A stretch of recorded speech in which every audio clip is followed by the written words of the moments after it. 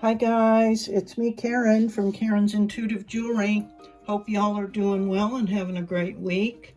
Let's see. Of course I've had a crazy idea. And I've been sitting on this for a few weeks because I'm like, shouldn't I? Does it look okay? Will it look okay? What should I do? I don't know. And I'm just gonna do it. What the heck? And just get it out of my brain. So I have this Unakite in an odd shape, and I don't have a lot of these Unakite cabochons, but I wanted to create something. We're coming up on Father's Day. It's kind of a, a manly color scheme. It's not like, sparkly and pink. But, and then I had this crazy idea to braid some copper wire to make a frame, a braided frame. I've done it like a twisted rope frame before. There's one or two tutorials about that, but I thought I would try this one in copper and see what it looks like, and then use the copper patina. So that's what I'm going to attempt to do today in this video. I'd like to take a short opportunity to thank you all so much for your continued support on my channel. We're over 2,700 subscribers and still growing, almost like 100 a week. That's blowing my mind. But I do appreciate it so much. I can't tell you what it means to me, and your comments, and for those who can afford a little financial donations, that's amazing too, because I'm always trying to think of out of the box type designs, which sometimes requires purchase of some different equipment or supplies that I might not have. But thank you so much. Okay, on to the project. I am going to go ahead and cut the copper foil tape, get it on there, get it burnished, and do the first layer of solder. And then I'm also going to clean this up because it's been sitting around, so it's tarnished quite a bit. So I'm going to clean that up, get it ready to accept the solder. Okay, so when I'm all set up, I'll be back. And don't forget, clean hands, clean stone. Okay, I'll be back. Let's just pull one of these for fun. I already shuffled them, so let's just see.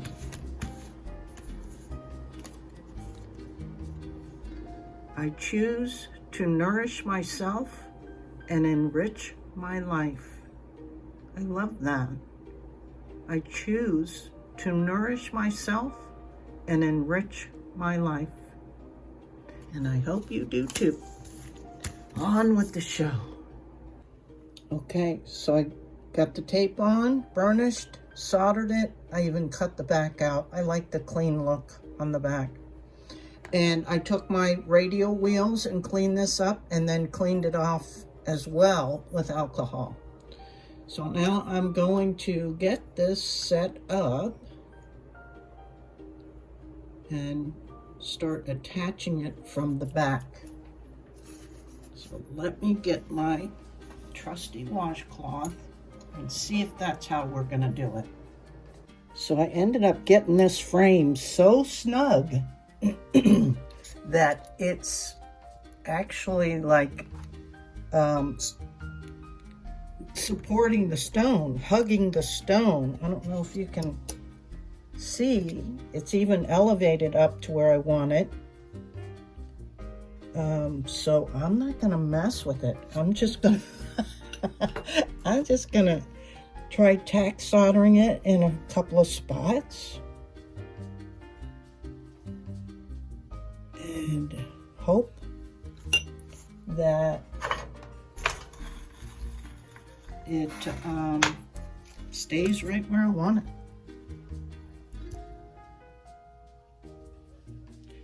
Again, I'm working at my favorite temperature, which is right at 360 Celsius, which is right about 690, I believe, Fahrenheit.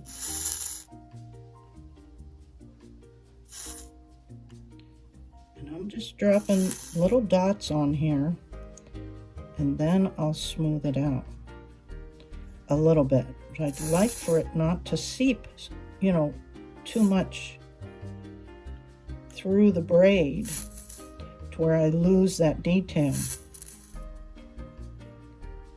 So I'm pretty confident that that baby is on there. So now, oops, let me adjust this camera so I don't keep hitting it. Raise it up out of my way. This is not so easy, guys. I'm still struggling at some days getting this set up to where I'm not bumping it all over the place. Okay, now I'm just gonna kind of remelt the dots I already put on there, which requires a little bit of patience. I know I hear from you guys saying that the solder won't stick to the copper, but a lot of times you have to kind of hold your iron on there. Sorry about those shakes. To let the copper get hot enough to where it will accept the solder. So you see that it becomes kind of molten, which means liquefied.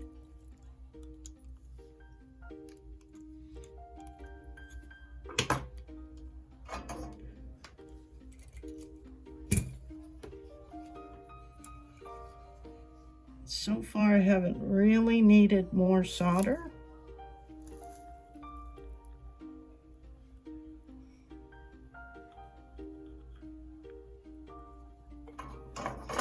And it's pretty nice and smooth. Let's see what it looks like. Oh wow, that looks really great. There's not a lot of the silver solder showing through. I do want some of it, because I want to fill this part in, although I might be able to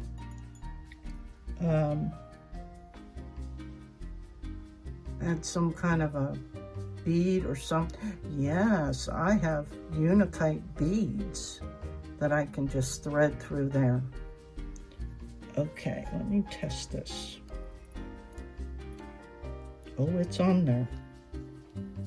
All the way around. Cool, cool, cool. That was pretty simple. Well, I think now all I'm gonna have to do, and I may just add either a couple jump rings, or make my own bail up here, because I want to leave that open for a bead. But let me think about what kind of a bail I want on here, and I'll be back.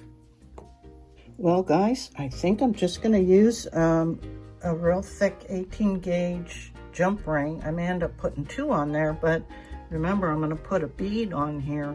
So this is on so good and it looks perfect that I think I'm just going to wash it up and then do the patina and see what I think.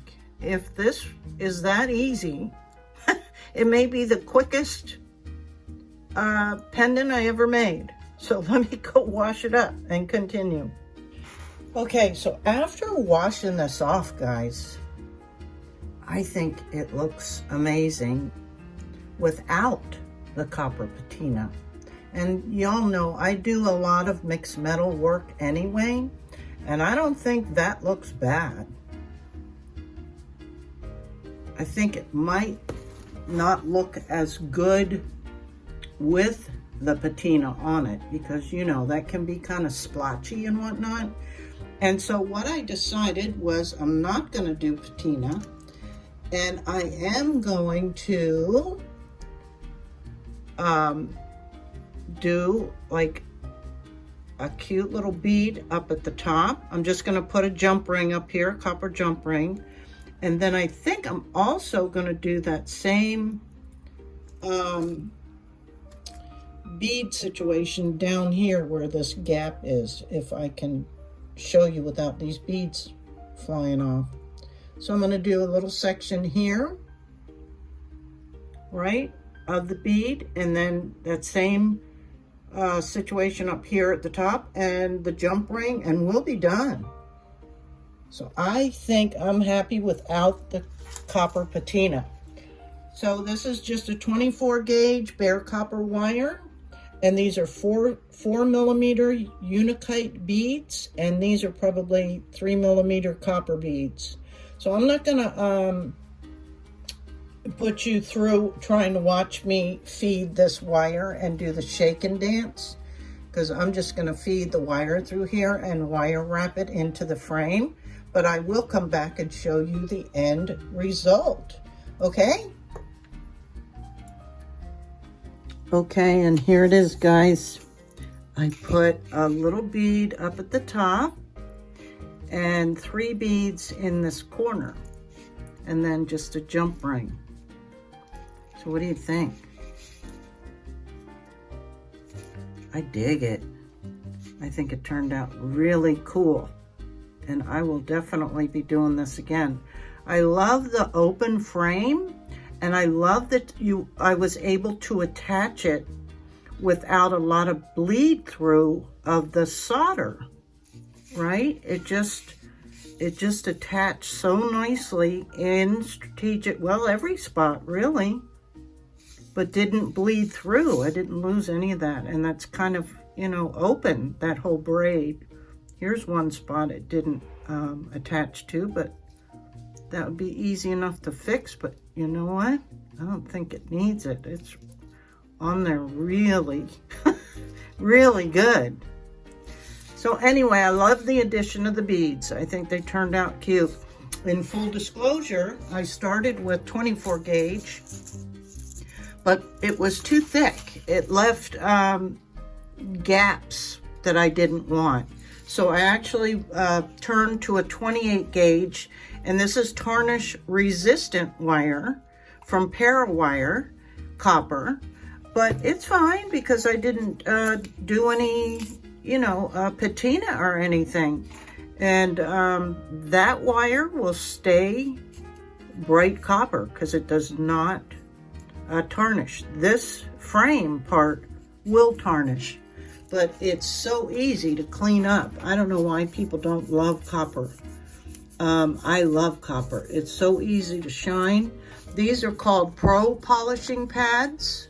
I think I've mentioned them before. They're 2 inches by 2 inches, and they're embedded with a polishing compound.